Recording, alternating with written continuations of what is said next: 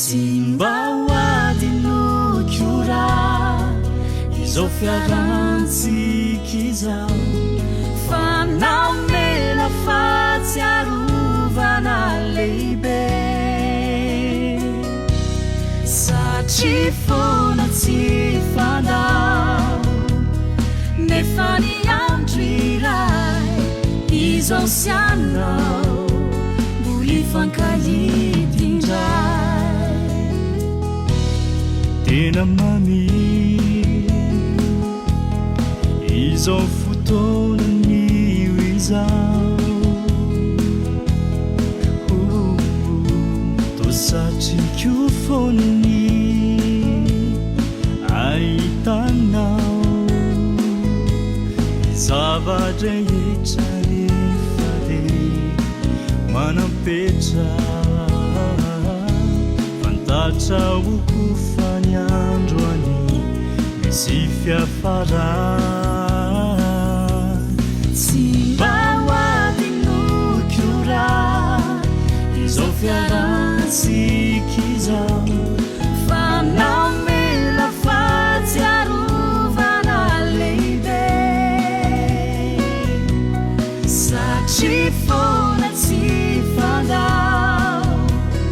nefa ny andro iray izao sianao mbola ifankahitindray tsy ho fantatoam-poko izay vita teto androany na oelanao angana ifankahitiny androany zatana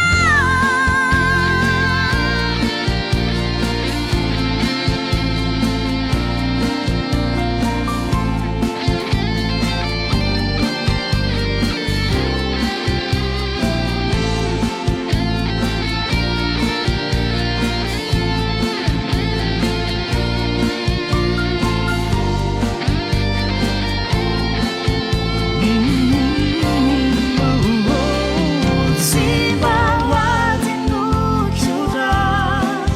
izao fiarantsika izao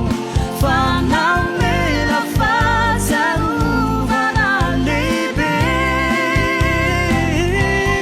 satria foana tsy fandao nefa ny andro iray izao sianao mbola ifankahitindray izao sianao